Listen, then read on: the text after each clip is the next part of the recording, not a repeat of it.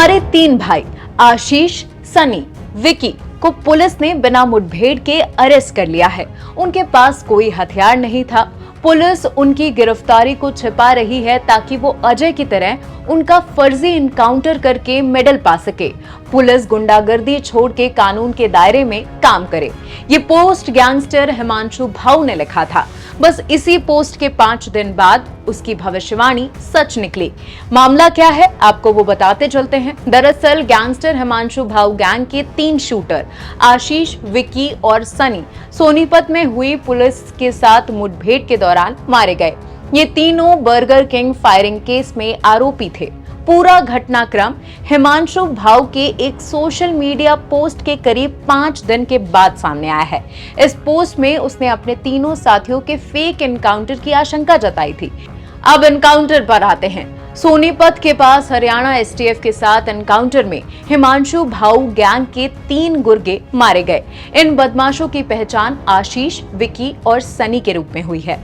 बताया जा रहा है ये तीनों पिछले महीने पश्चिम दिल्ली के राजौरी गार्डन में बर्गर किंग आउटलेट में हुई गोलीबारी और इस साल के शुरुआत में सोनीपत के मूर्थल में एक ढाबे पर हुए मर्डर केस में शामिल थे।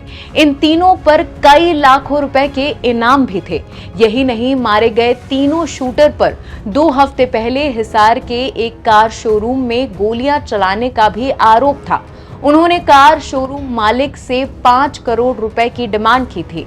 इन सभी केस में तीनों शूटर पुलिस के निशाने पर थे। गैंगस्टर हिमांशु भाऊ ने सोशल मीडिया पर पिछले दिनों एक पोस्ट डाला था जिसमें उन्होंने राज्य की पुलिस का नाम ना खुलकर बताते हुए लिखा था कि जो भी मैसेज किया है उसमें अपने तीनों साथियों के इनकाउंटर की आशंका जताई।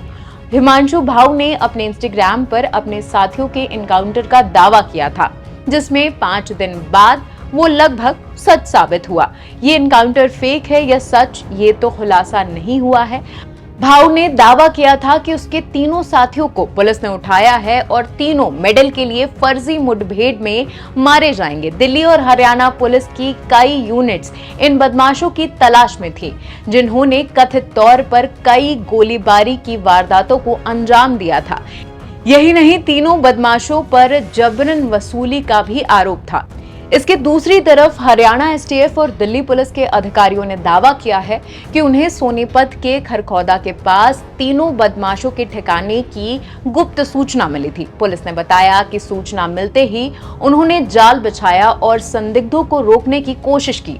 पुलिस ने दावा किया कि बदमाशों ने पहले गोलियां चलानी शुरू कर दी, जिसके बाद उन्होंने आत्मरक्षा में गोली चलाई है। दोनों ही ओर से जमकर फायरिंग हुई। इसी दौरान तीनों को गोलियां लग गईं और इन गोलियों के बौछार में वो आ गए।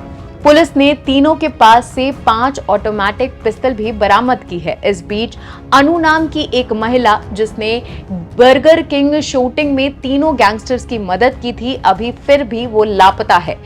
उसे आखिरी बार जम्मू के कटरा स्टेशन पर देखा गया था।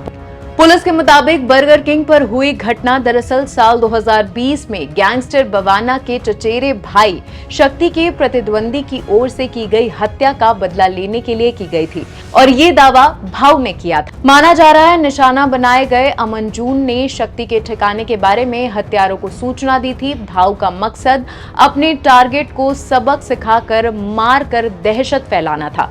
सूत्रों ने बताया कि शूटर्स ने इस वारदात को अंजाम दिया। वहीं 10 मार्च को मूर्थल के गुलशन ढाबे पर हुई हत्या में भी वो शामिल थे।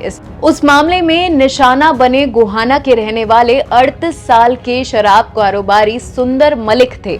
उसे गैंगस्टर हिमांशु भाई के भेजे गए गुर्गों ने गाड़ियों से बाहर खींचकर निकाला था और फिर उस पर कई गोलियां चलाई थी।